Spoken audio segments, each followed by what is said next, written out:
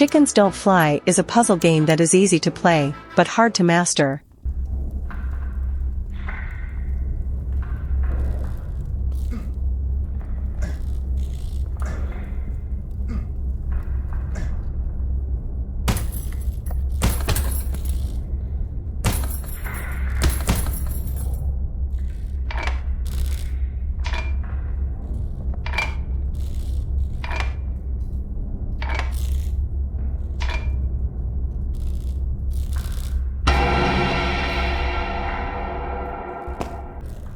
All you need to do is helping the chicken escape by using 2 plungers to get him to higher places.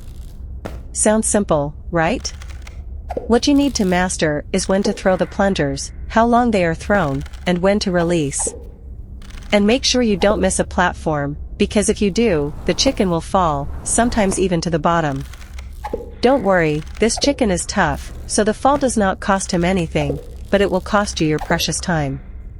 By the way, the platforms are very small, making it harder to land. It took me over 10 minutes just to get to the second level. It is an extreme test for your patience and skills. What I think can be improved is the lack of some background music. Some may find the sounds of plungers being played repeatedly boring, so a little music can spice things up. The release date of the game is in the first quarter of 2025.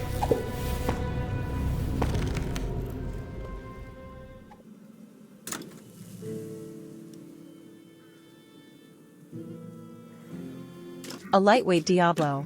Heretical is an RPG, in which you defeat monsters, collect items, upgrade your character, fight bosses, like any other RPG. However, you don't choose your starting character. You can only play as a warrior at start, and other playable characters will be unlocked later. The control is simple, with WASD and space for movements, and mouse for combat.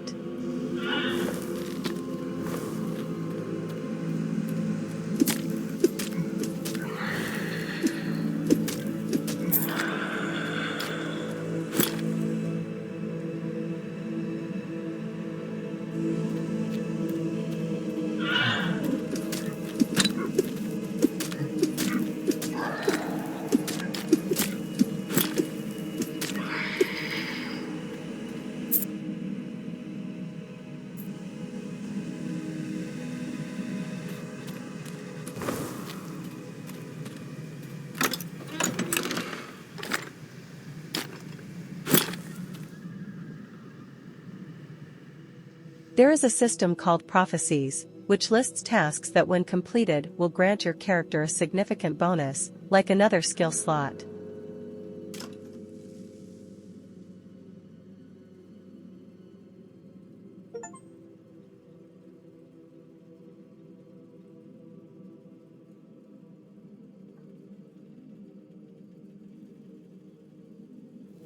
There are 2 problems with this game. The camera angle is automatically adjusted, making it hard to aim at enemies, and a little dizzy for the players. The volume of sounds is also too low. I put the volume of my device to max, but still couldn't hear anything. The release date of the game is currently unknown.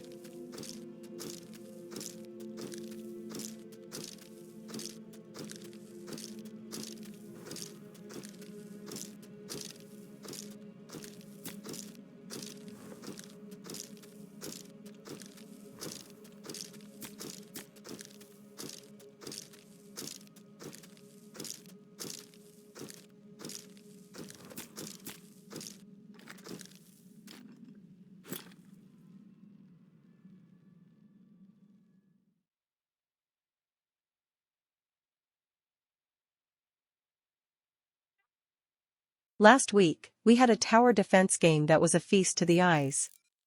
Now, we have a tower defense game that is not as visually stunning, but no less interesting. Introducing Nomad Defender, in which you are like an antivirus software for a computer, placing your defenses to prevent the viruses from reaching the system's core.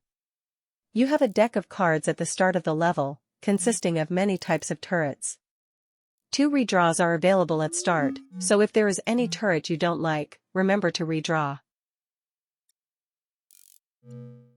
Each wave, you can place only a limited number of them, and their positions are fixed on the battlefield, meaning that you cannot place them anywhere you want.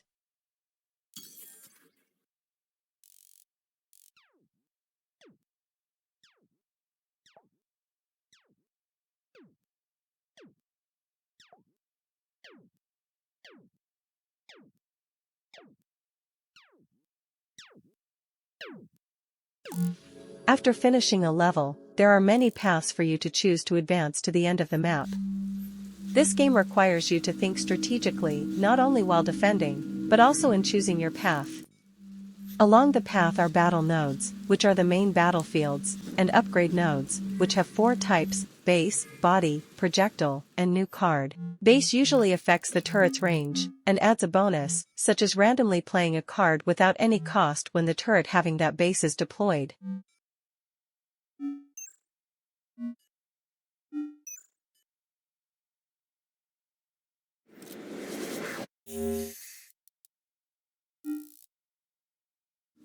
Body affects the damage and fire rate.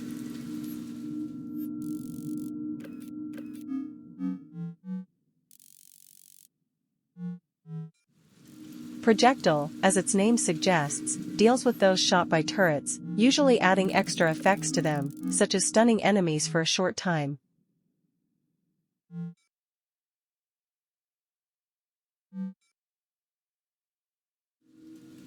Finally, new card grants you a new card, of course, to your deck, with random stats and bonus.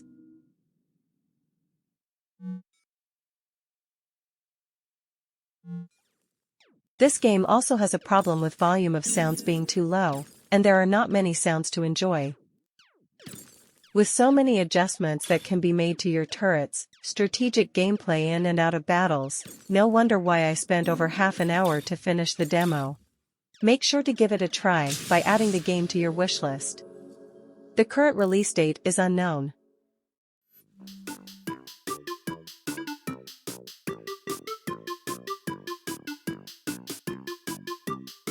The sweet version of Beachhead. This is Sugar Siege, a colorful game, in which you are a cannon, protecting the castle from monsters trying to taste the sweetness of candy houses around the town and your own castle. Just like Beachhead, you move the cannon by rotating the mouse, and shoot with the left mouse button, aim with the right mouse. There are many ammo types in the game, displayed on the left side. You can switch between them by scrolling the mouse wheel or number keys. Each type of bullets has their own trajectory and damage. Some are shot straight forward, while others are lobbed. Heavier ones deal more damage. These bullets are created in the bakery, available when pressing E. They are made based on bases, flavors, and toppings. Bases can be adjusted to change the trajectory. Flavors affect the damage of bullets. And statuses, like explosive or bouncy. Toppings add extra effect, such as piercing, the only topping in this demo.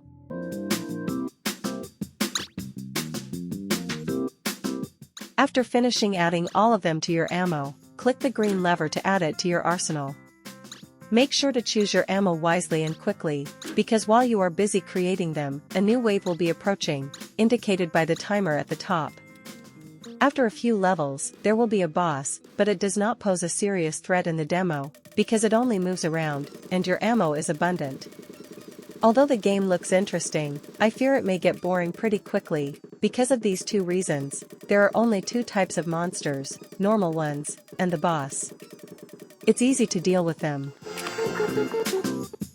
And players can use only a single type of ammo, as it proves to be effective with all enemies.